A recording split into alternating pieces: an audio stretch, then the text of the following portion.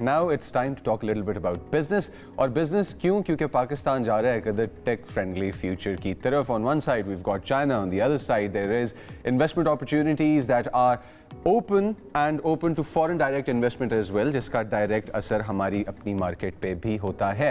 और market के बारे में सवाल जवाब या जो sectors improvement की तरफ जा रहे हैं उनके अंदर सबसे पहले हमें देखना होता है कि किन चीज़ों की ratings बेहतर हैं और दुनिया में widely accepted जिन लोगों के opinions होते हैं और जिन parties के opinions होते हैं उनमें सबसे ऊपर आता है Moody's. Moody's ने ये बताया है जी कि Pakistan is climbing on a northward position. और क्यों?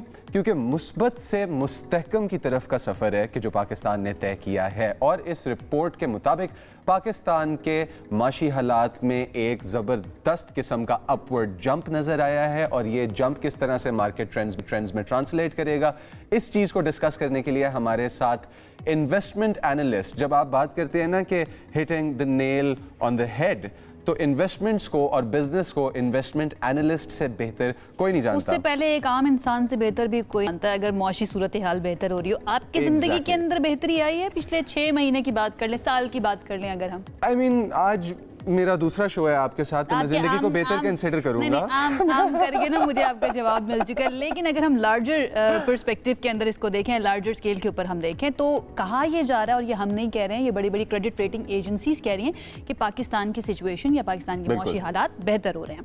हमारे साथ इस वक्त मौजूद हैं senior investment analyst AKD securities limited Mohammad Ali साहब. ज़रा उनकी तरफ चलते हैं और उनसे जानते हैं कि बीइंग एन एक्सपर्ट क्या उनको भी ऐसा ही लगता है कि सूरत हाल बेहतर हो रही है. Thank you so much Ali हमें ज्वाइन करने के लिए. ये जो आउटलुक हमारा मुस्बत से मुस्तहकम हुआ है, इट्स नॉट दैट पॉजिटिव. क्या हम इसको समझें किस तरह से? क्योंकि पॉजिटिव होना इज़ अ गुड थिंग, मुस्तहकम स्टेबल होना is not a bad thing, but it is not as good as positive होना. ज़रा समझाइए इसको. राइट. ये मूडीज की दूसरे साल में तीसरी मर्तबा, thank you for having me by the way, Moody's की दूसरे साल में तीसरी मर्तबा बैंकिंग सेक्टर के ऊपर आउटलुक निकाला है इसने. और इसमें पॉइंट ये था, पहले इनकी आउटलुक था पॉजिटिव, लेकिन इन्होंने स्टेबिलिटी की तरफ इस बार कन्वर्ट किया है और बोला कि जो इनिशियली जो हमारी फास्टर इम्प्रूवमेंट हम एक्सपेक्ट कर रहे थे वो थोड़ी सी स्लो है.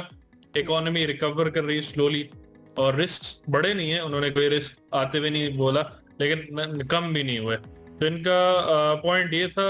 और जैसे इनकी GDP ग्रोथ इन्होंने बोला कि 3.5%, ये थोड़े लोअर एंड पे हम एज AKD सिक्योरिटीज इसको 4% एक्सपेक्ट करते हैं 2026 में. तो उन्होंने बताया कि पोटेंशियल है और GDP ग्रोथ में बहुत आगे, और ग्रोथ जितनी भी आ रही है वो IMF के बैक्ड रिफॉर्म्स हैं और ओवरऑल कॉन्फिडेंस की वजह से आ रही है. IMF के बैक्ड रिफॉर्म्स हैं, तो फिर हम इसको क्या समझे? लॉन्ग लास्टिंग होंगे फिर ये रिफॉर्म्स या नहीं? जी, रिफॉर्म्स लॉन्ग लास्टिंग ही हैं. जैसे कि बहुत सारे इश्यूज थे पहले, जैसे एनर्जी सेक्टर के इश्यूज थे, टैक्सेशन के इश्यूज थे, तो आराम से ये हल हो रहे हैं, जिसकी वजह से सारे credit rating agencies, international lenders Pakistan की साइड पे ही रहे हैं. बायलैटरल लो, मल्टीलैटरल लो, और फिर क्रेडिट रेटिंग एजेंसीज भी. मूडीज ने तो अभी पाकिस्तान का CAA1 रखी है रेटिंग. बाकी फिच और बार्कलेज और S&P, इन सब ने पाकिस्तान को B- और B की क्रेडिट रेटिंग पे इंप्रूव करके ले आए हैं. तो मूडी से भी एक्सपेक्टेड है कि कुछ ही महीनों में ये भी B रेटिंग कैटेगरी में पाकिस्तान को ले आए. और इन्होंने अपनी रिपोर्ट में लिखा कि मोहम्मद अली, हमारे पास बैंकिंग सेक्टर थोड़ा सा स्टेबल नज़र आता है हमें इस सारे टर्मोइल के बीच में. जो आपने कहा है कि कहीं पे हम लोग B-, कहीं पे B+, कहीं पे हम C कैटेगरी के आसपास, तो इस टर्मोइल में बैंकिंग सेक्टर हमें थोड़ा सा स्टेबल नज़र आता है. लेकिन फिर भी जो चैलेंजेस हैं, वो चैलेंजेस में सबसे बड़ा चैलेंज इस वक्त क्या है?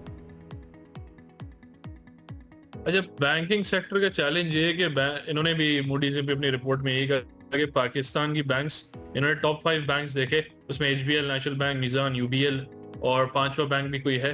तो टॉप 5 बैंक्स पे बोला कि इनका एक्सपोजर टू द गवर्नमेंट बहुत है, क्योंकि गवर्नमेंट को सबसे ज्यादा पैसे की जरूरत रहती है. तो ये अपनी 50% ऑफ एवरेज एसेट्स गवर्नमेंट को ही लेंड आउट करते हैं, मतलब उनको एज ए लोन देते हैं, गवर्नमेंट अपने खर्चे अखराजात पूरे करती है. तो सॉवरेन रिस्क थोड़ा है, और क्रेडिट स्ट्रेंथ उस वक्त तक इंप्रूव नहीं हो सकती जब तक बैंक्स डाइवर्सिफाई नहीं करें गवर्नमेंट के आगे. तो इसीलिए ये एक छोटी सी बात, मतलब एक ऐसी बात की. और प्राइवेट सेक्टर लोन्स अभी भी काफी कम है, और सिर्फ गवर्नमेंट्स को ही करें, लेकिन उन्होंने ये भी रिएटरेट किया कि नॉन परफॉर्मिंग लोन, मतलब लोन में जो लॉसेस होते हैं या लोन में डिफॉल्ट इन बैंकों के बड़े नहीं है, तो कोई मसला है नहीं, लेकिन गवर्नमेंट का एक्सपोजर थोड़ा ज्यादा है यूजुअली हम ये बात कर सकते हैं अली कि इतनी घबराने की बात नहीं है, अगर पॉजिटिव से मुस्बत से मुस्तहकम कर भी दिया है तो ठीक है। अच्छा, अभी जब हम बात करें, थोड़ी देर पहले ट्रांसपेरेंसी इंटरनेशनल की रिपोर्ट आई है, करप्शन परसेप्शन इंडेक्स, जिसमें पाकिस्तान की 1 दर्जे बेहतरी हुई है।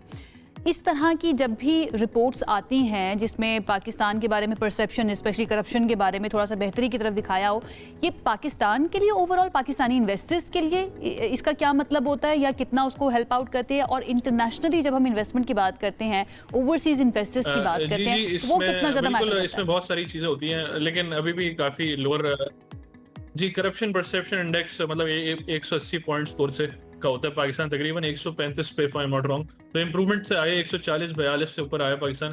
तो मतलब टॉप टियर करप्टेड इकोनॉमीज में भी नहीं है और बिल्कुल इम्प्रूविंग भी नहीं है। तो इसमें भी लोअर एंड पे आईएमएफ ने भी करप्शन डायग्नोस्टिक्स एक्ट पे काफी सारे काम दिए पाकिस्तान को अगले कुछ सालों के लिए, इस पे इम्प्रूवमेंट करनी है।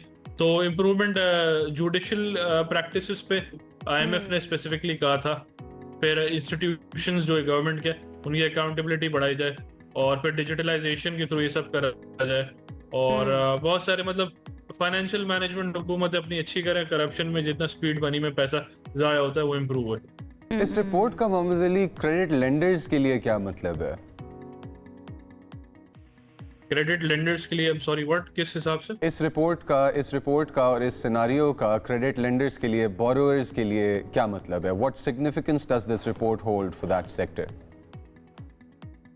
उन्होंने यही कहा कि प्राइवेट लोन्स इतने ऑफर नहीं होते, ऑफर होते भी हैं इंडिविजुअल्स को तो काफी मुश्किल से होते हैं, क्योंकि बैंकों का सबसे ज्यादा पैसा गवर्नमेंट को ही जाता है पाकिस्तान में।